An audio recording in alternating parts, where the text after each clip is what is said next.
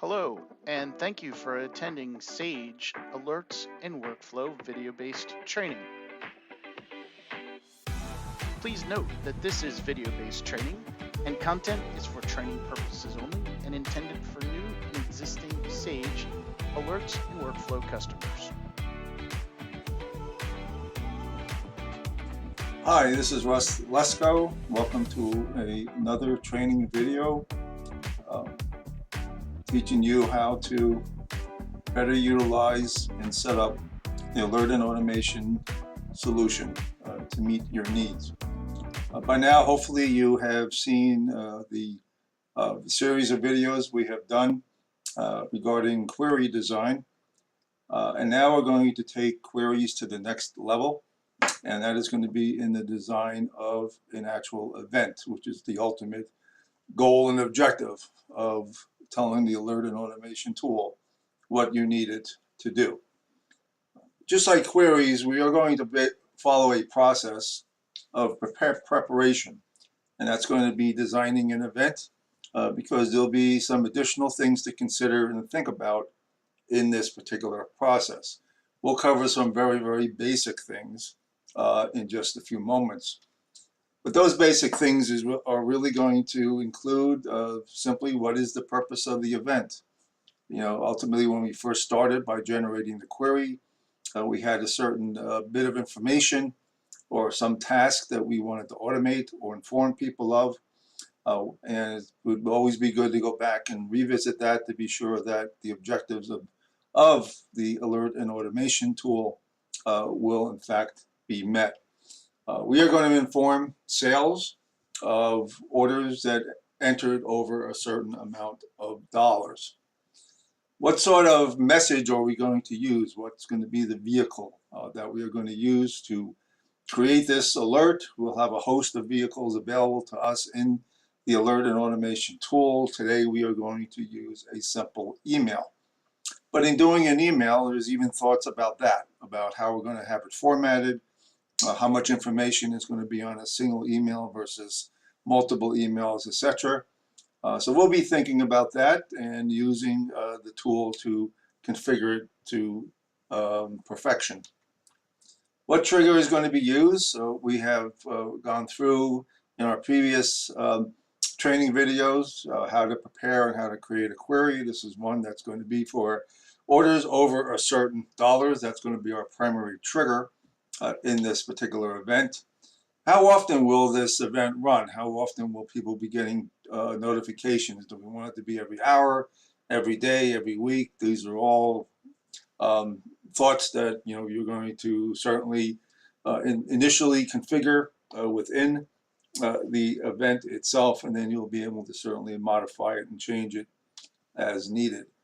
How is it going to be scheduled? So this goes back, this is really the vehicle for the frequency in terms of how many times it's going to be run in a given day, week, month, whatever. So you'll be able to configure a schedule. And then who in fact will be notified. So who are going to be the people that are going to be notified, ranging from an individual salesperson to a subscriber, okay, who would be somebody who would be basically identified as a receiver of all of the emails that get prepared from the event.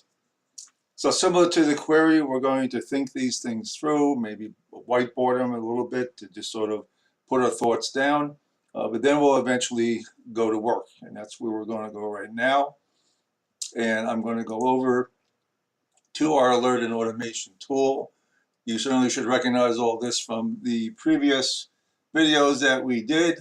We're going to use a application here called ERP2 application. And when I come down and open up that application group, you'll remember that we have prepared a query. So we won't go back into this per se, but we will in fact be going back into it as we're in fact preparing the email for delivery. But in any event, this query is has been configured and designed. It is returning data. And one of the things I will go over here is just as something to keep in mind. You may remember when we were doing the query, we have a customized name that we can assign to a column that is being returned on the query. We recommend that you can change this to a name that's a little more recognizable, a little more digestible as well. And this is going to be the process of building the alert and building the event itself, like an email. This is where we're going to be able to take advantage of doing this, because we'll be able to look for fields that we're going to use in the format, and we'll be able to easily and quickly identify them based on the customized name that we chose. So we're going to leave this query for now. We've done pretty much everything to it that we need at the moment. And what we're going to do is come over here and look at an actual event. So when we begin an event, and I've already started this, so we'll just open up the edit button here as opposed to a new event. In editing here, you'll notice that we really don't have tabs per se. Everything, for the most part, here is all on one page. So all that criteria that I showed before that we're thinking about in preparing the event, we'll be able to quickly go to and be able to see right from here. It can begin with the schedule. So we can add a schedule. There are a number of preset values already for schedules. You can configure one yourself. So this is essentially going to be how often is this query going to go to work and try to find what it is configured to find. Do we want it to do it every day, every 5 minutes, every hour, et cetera, et cetera. And that's something that you'll be able to set up and of course change as time goes on. Probably most important in here is going to be what is the trigger. And when we say what's the trigger, this is the query that we created in this particular example. And you'll see that the query itself, the query itself is orders over X number of dollars. So that is the name of the query that we created and that we viewed us creating when we did the prior training videos. But now we're going to come down to something that tends to be a little bit more important at this point, and probably one of the most important aspects of the event design. And that's going to be how we're going to deliver and what we're going to deliver as far as the actual deliverable itself. Now, in the next upcoming video, we'll be talking about reports. We're really not going to talk about reports right now, even though it is shown here as a deliverable. The one we're going to really focus on mostly is email. So when I click into here, you'll see that we do have essentially a worksheet really for preparing what is going to be not just the format of the email message, but the content of it as well. So what we're going to do, and I'm just going to do something real quick here to actually show it later. Just going to delete a couple of fields here.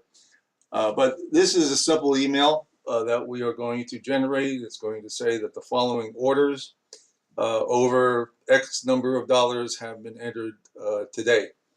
So we're going to simply create these literals or tags or captions to each one of the fields. And we're going to indicate we're going to capture the customer. We're going to capture the customer's name. We are also going to capture the order date, the order number, the salesperson assigned to that order, and the total sale amount. Now, the actual values that we are going to actually enter or put in here, that's going to be returned. These are just the definitions of the field. The field itself is going to be this over here, where you see a little bracket or curly parentheses, and that is going to be the field that we are going to use.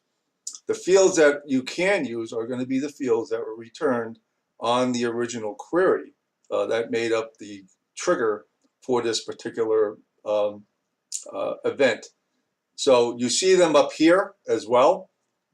They will appear in that customized name if you are using that. So this is where I meant before when I mentioned that this is one of the first places that you can use the customized name to make it easy for you to identify the data that's actually in that field. And you will then complete it here.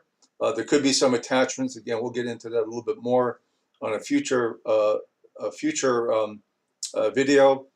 But in this example here with this particular email, we will end up sending out a individual email for each order that was entered for a given day. So this is going to be where we're going to be able to do things with the query and a few other things in the configuration of this message to be able to pretty much consolidate information, group information, so that you're not really sending more emails that are necessary or sending them to even to the wrong people and so forth. So one of the first options might be I want to send just the total one email for each order that gets entered over a certain dollar amount. I could certainly do that. That's how this one is configured right here. But I might choose, though, to have one email go out, which has the heading of it. And this heading actually is more appropriate for that situation as opposed to a singular heading. I would have more of a plural type one. The following orders, have been entered. But here, I'm going to then repeat the return of data on this one email as opposed to having it be separate emails. So if I have 5 orders entered over that meet that threshold, I don't want 5 different emails. I want one email that's going to list the 5 orders. So to do this, we're simply going to edit this page here or change it as we're configuring it. And we are going to put in a couple of commands that actually appear up here. You can just drag all the way down to the bottom. That's pretty much where they are. And we are going to say at this point, and you decide what point it is. Now, this is going to be before we present the first field, as you can see. We are going to say we are going to begin a repeat. So by simply clicking on that, you can see that that begin repeat entry comes in and puts itself right here at the beginning of what we want to repeat on a single email. And then obviously you would close it by saying this is going to be the ending of the repeat. So in that case here, same condition, same event, same trigger, but what's different is going to be that the email that gets created will be one single email with all of the individual orders that have been entered today that meet the conditions of the trigger listed in one place. Now, one other thing you may want to do, and this is a situation where we may actually go back to the query and check or double check or make a change to it.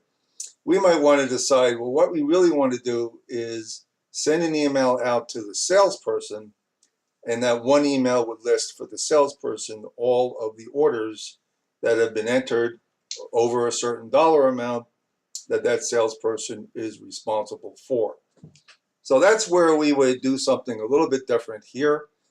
And it actually begins, and what we're going to do is actually begin with the query itself. Because there's one thing that we might not have done with the query itself that we want to check or that we want to do actually, and that's going to be to have this query return its data and have it be sorted or grouped by the salesperson. So what we can do is actually come right over to the query.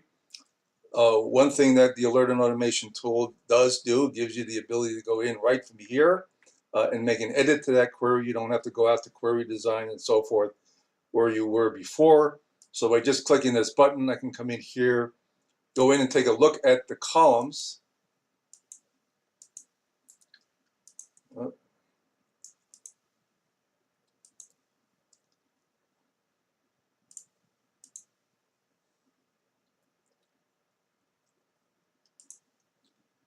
Okay, so I'll go back over here. I'm going to go look at the columns here, and you'll see that with this particular column or with this query, you can see the columns that are being returned. And I want to be sure that I am going to be sorting the salesperson by either ascending or descending or grouping them, in other words.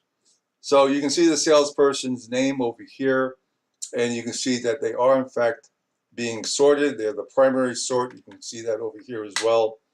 So they will be grouped and sorted, the actual return of the data, and that will facilitate very easily the ability to be able to have one email go out to the salesperson listing the orders that he or she are responsible for. So once we have completed that, if it needs to be done, what we just need to do is change it and update the query. We're actually okay in this example. And if I go back over to the email itself, I don't really have to change anything per se in the actual email itself. But what I do need to do is that when I come over to subscribers, and these are going to be people who are going to be the recipients of the email, there'll be standard subscribers that you'll set up in your system. And these will be people that are probably internal people that will get these emails pretty much consistent as they do with anything. But there's also going to be an advanced feature here. And we're going to come over here and we're going to look under the advanced feature. And we're going to see a section up here which is referred to as message break field. So essentially what we're going to do, since we are sorting everything by salesperson, we'll start gathering the data for one salesperson, and then the message that's being prepared will be broken at that point, or there will be a stop at that point, and we'll go on to the next salesperson that we're sorting against. So we're going to do that here. This is what's called the message break field. It'll be applied to the email, and the database field that we are going to be using is that field salesperson that we know already to be a field that we're using to sort with. So very simply, you can see, in really a short amount of time, how we've put basic ingredients together for an event. We know where we're thinking about a schedule for how often that event is going to occur. We put a lot of thought into the data that is going to be mined from the ERP system and used to prepare a notification that is the trigger. And you'll see some more videos concerning the use of triggers and multiple triggers and so forth. We do know what our deliverable is going to be, or one of the deliverables is going to be. One is going to be an email, and in a upcoming video we'll go into a little bit more on reports, but one is going to be an email. We've chosen the format we're going to use, where we're going to have one message, include all of the actual orders that were entered on a given day. We'll have one message including them all, using the begin repeat and end repeat function. And then on top of that, where the initial message itself is going to be prepared for an individual salesperson, because we have that person in our sort criteria, and we're going to use the advanced subscriber to indicate that the message break will be that salesperson for the email. So that's basic query design. A few things in the front page of it we didn't talk about is when we get in, take a look at some of the criteria up here beyond its definition and name and so forth. You'll certainly, usually we keep this one on, which says keep only last check record in the monitor. That's pretty much a best practice type setting for us to use. This goes back to a comment that we talked earlier about when we were doing the actual query. May mention when we were talking about unique fields, so that we don't want to constantly repeat the same field all the time, or the same item all the time being included in the trigger. You can certainly do that at the query level. This is where you can do that at the event level, be able to have this on or off. Many times when people are testing a new event, they will keep this on simply because they're in the process of developing a new event, and they want to be able to just test it very easily by using a run now feature up top here. So they don't want to worry about, they're not really going to be too overly concerned about repetitiveness, but when you go live with an event, you'll probably have this off. So thank you very much for your time and attention, and we'll look forward to seeing you in an upcoming video. Thank you for attending Sage Alerts and Workflow video-based training.